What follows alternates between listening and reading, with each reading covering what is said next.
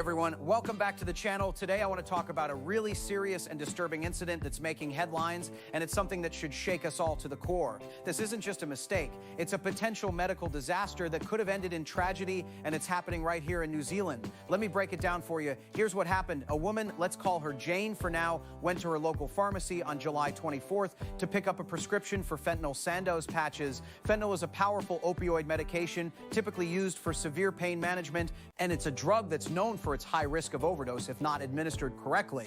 But here's the problem. When Jane went to the pharmacy, they told her the product was unavailable. Now, that's not unusual. Pharmacies can sometimes run out of certain medications, but what happened next is what's really concerning. And instead of the correct dosage of 12 micrograms per hour and 0.3 milligrams per day, the pharmacy gave her patches that released 75 micrograms an hour and 1.8 milligrams per day. That's not just a mistake, it's a massive error. To put that into perspective, 75 micrograms is 6 times the prescribed dose. That's a dangerous amount of fentanyl, and it's not something that should ever be given to a patient without a very good reason. In fact, that kind of dosage is usually reserved for patients with extreme pain, and even then, it's carefully monitored. Jane applied the first patch around 8 p.m.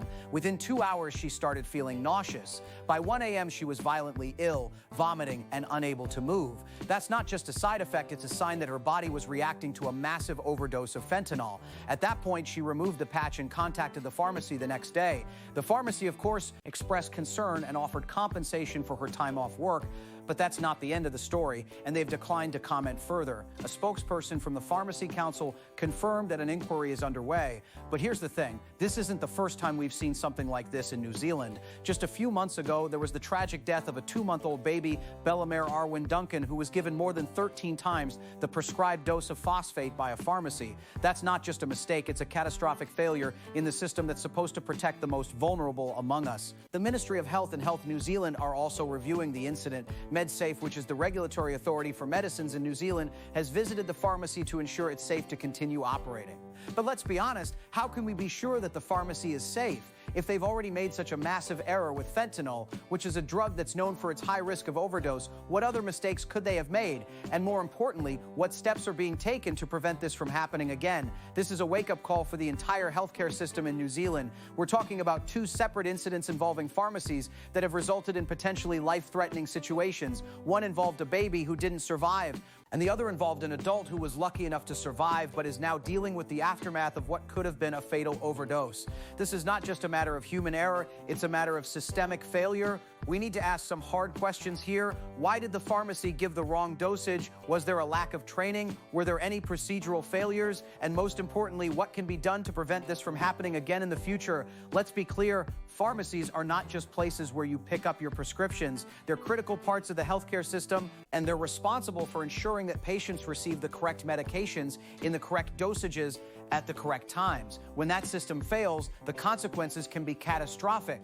And in this case, we're looking at a situation where a patient was given 6 times the prescribed dose of fentanyl, a drug that's known for its high risk of overdose. That's not just a mistake, it's a potential death sentence. I know that the pharmacy involved in this incident has expressed concern and offered compensation, but compensation doesn't fix the problem. It doesn't undo the harm that was done. It doesn't restore the trust that was lost. What we need is a thorough investigation, not just from the Pharmacy Council, but from all the relevant authorities. We need to know what went wrong, why it went wrong, and most importantly, what can be done to prevent it from happening again in the future. It's not just the patient who suffers, it's the entire healthcare system that bears the consequences. What's the takeaway here? Well, first and foremost, we need to hold the pharmacy accountable. They need to be held to the highest standards of care and professionalism. They need to be transparent about what went wrong and what steps are being taken to prevent it from happening again.